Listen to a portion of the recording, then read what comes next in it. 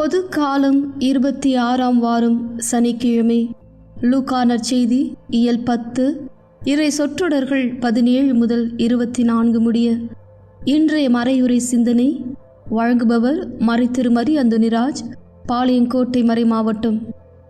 கிபி 6ஆம் நூற்றாண்டில் இத்தாலியில் வாழ்ந்து வந்த மிகப்பெரிய புனிதர் புனித பெனடிக்ட். இறை வேண்டலுக்கும் நோன்பிற்கும் மிகுந்த முக்கியத்துவம் கொடுத்து வாழ்ந்து வந்த இவருடைய பெயர் எங்கும் பரவியது. இதனால் பல்வேறு இடங்களிலிருந்தும் மக்கள் இவரை பார்க்கவும் இவரிடமிருந்து ஆலோசனைகளை பெற்று செல்லவும் வந்து போனார்கள்.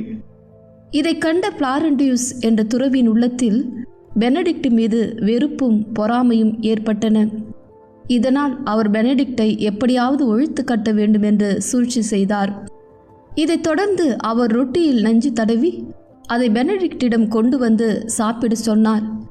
பெனடிக்டும் அந்த ரொட்டியை சாப்பிட முற்பட்டபோது அவர் வழக்கமாக உணவு உண்ணும்போது அவரோடு உணவை பகிர்ந்து கொள்ள வரும் ஒரு காகம் அவரிடமிருந்த ரொட்டியை பறித்து கொண்டு மேலே பறந்தது.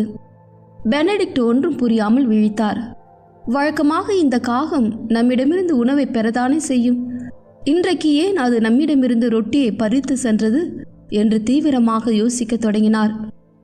சிறிது நேரத்தில் ரொட்டியை மேலே தூக்கி சென்ற காகம் அதை ஆள் நடமாட்டம் இல்லாத இடத்தில் போட்டுவிட்டு அவரிடம் திரும்பி வந்தது. இதற்கிடையில் தனக்கு ரொட்டி கொண்டு வந்த பிளாண்டியூஸ் என்பவரிடத்தில் ஒரு சில மாற்றங்கள் தெரிவதை பெனடிக்ட் உணர்ந்தார். உடனே அவர், என்னை இவர் கொல்வதற்கு தான் ரொட்டியில் நஞ்சு தடவி கொண்டு வந்திருக்கிறார் போலும், அதனால்தான் வழக்கமாக என்னிடமிருந்து உணவை பெறும் காகம் அதை என்னிடமிருந்து பறித்து கொண்டு எங்கேயோ போட்டுவிட்டு வந்திருக்கிறது. இறைவன் என்னை காப்பாற்றுவதற்காக தான் இந்த காகத்தை இங்கு அனுப்பியிருக்கிறார் என்று நினைத்து கொண்டு தன்னை கொல்ல முயன்ற அந்த துறவியை அங்கிருந்து துரத்திவிட்டார். புனித பெனடிக்ட் தன்னை கொல்ல முயன்ற துறவியிடமிருந்து இறை அருளால் காப்பாற்றப்பட்டது.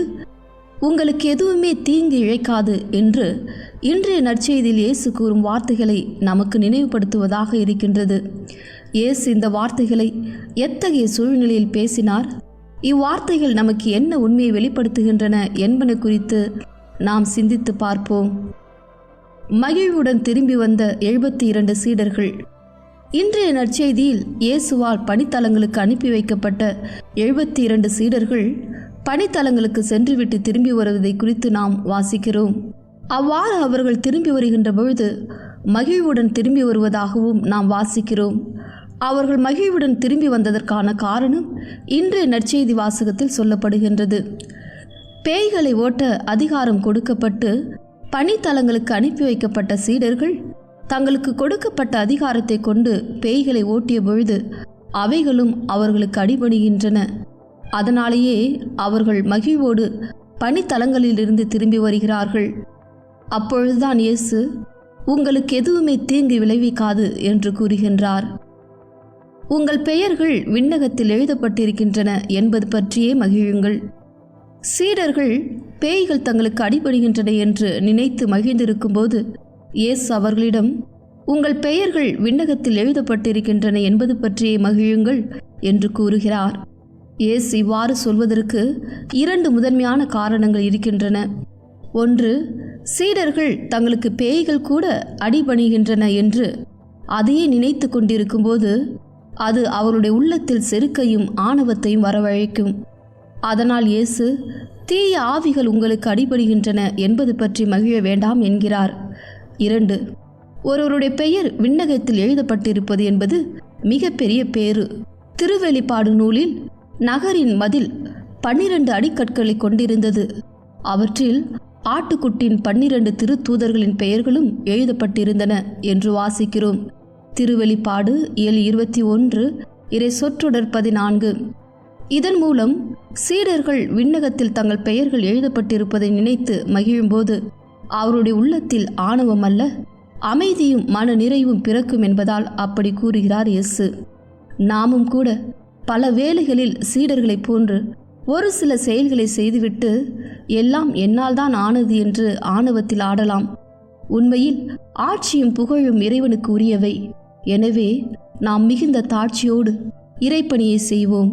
விண்ணகத்தில் இயேசுவின் வழியில் நடக்கிற ஒவ்வொருடைய பெயரும் எழுதப்பட்டிருக்கும் என்பதை நினைத்து மகிழ்வோம். இயேசுவின் உண்மையான சீடர்களாய் வாழ்வோம். சிந்தனை: சீடர் குருவை விட மேலானவர் அல்ல, பணியாளரும் தம் தலைவரை விட பெரியவர் அல்ல என்பார் இயேசு. மத்தேயு நற்செய்தி இயல் 10 இறை சொற்றொடர் 24. ஆகவே நாம் எல்லா புகழும் இறைவன் ஒருவருக்கே உரியது என்ற மனநிலையோடு தாட்சியோடு பணி செய்வோம். நம்முடைய பெயர்கள் விண்ணகத்தில் எழுதப்பட்டிருக்கின்றன என்பதை நினைத்து மகிழ்வோம். அதன் வழியாக இறையருளை நிறைவாக பெறுவோம். ஆமீன்.